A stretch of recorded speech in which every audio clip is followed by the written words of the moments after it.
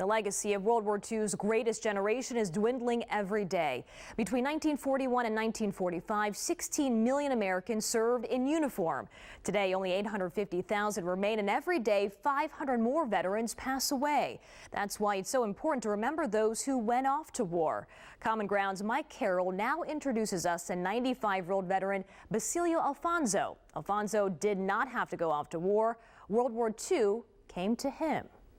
That was only last year when you had the new tires. 95-year-old Basilio Alfonso talks about ordinary things with his sons and grandchildren. But there was a time when his life was anything but ordinary. Born in 1920 on an island in the southern part of the Philippines. Mindanao. Everyone he knew worked on farms and in fields, but Basilio wanted to work in an office. I was taking up commerce, that's like management. He was going to college, studying to be an accountant, and needed some money to finish. My parents does not like soldier or army. I did not let him know that I was going to enlist. So he joined the Army for a term of 1 year to serve in General Douglas MacArthur's Filipino Scouts. I enjoyed the life in the army. I did office work. He'd enlisted in the summer of 1941, just a few months before. I never thought that that will happen. The Japanese attacked Pearl Harbor and World War II for the United States and the Philippines began. Basilio was based in Bataan, a peninsula surrounded on 3 sides by water, and on the 4th side by the overwhelming might of the Japanese army. Because we did not want to surrender. He said there was a time when he had to play dead because the Japanese soldiers were, searching for any survivors. Because of the chaos of those early days in World War II, exact records do not exist. But Basilio Alfonso became part of between 60 and 80,000 American and Filipino soldiers taken prisoner. They whipped me. Yeah, I was hit. I went back to the line. That was April 9th, 1942, the beginning of what became known as the March of Death, the Bataan Death March, a 60-mile trek on foot. Each prisoner was allowed only 1 canteen of water. I try to discipline my stomach. When I'm thirsty, I just wet my mouth and drink 1 gulp. That's it.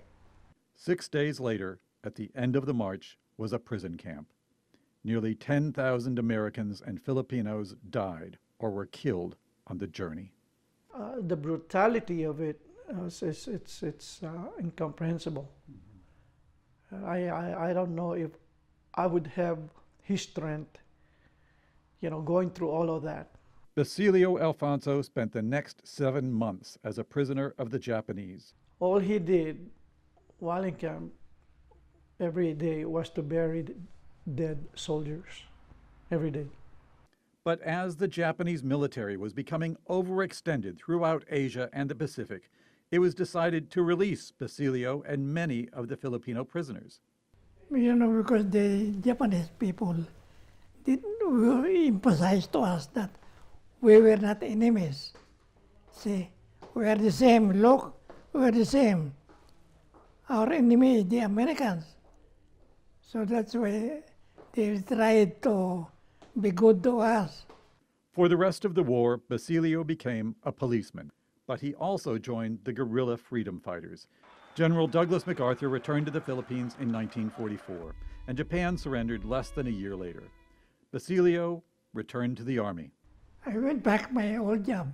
And he went back to college to get his degree and get married, and then an office job, working in the Veterans Administration in the Philippines. I think he was proud, and I can remember him saying one time that if it wasn't for me joining the U.S. Army, I don't think we would be able to come to America. Because Basilio served under General MacArthur, he was able to emigrate to the United States and bring his family. And his sons wanted to follow in his footsteps. When I was young, looking at him, following him, I said, I want to work in the office too, I want to be in the military at the same time. Cheto Alfonso went on to serve 20 years in the Air Force and then 21 years in the Department of Veterans Affairs, just like his father. Hey, you know, I want to be like my dad. The youngest son, Carlo Alfonso, also went into the Army, inspired by the strength of his father. Being able to survive that and live life normally again, even though he went through that stuff, so it kind of helped me in spirit. Basilio Alfonso, one man who served and survived, inspiring others about the importance of service. I'm Mike Carroll for Common Ground.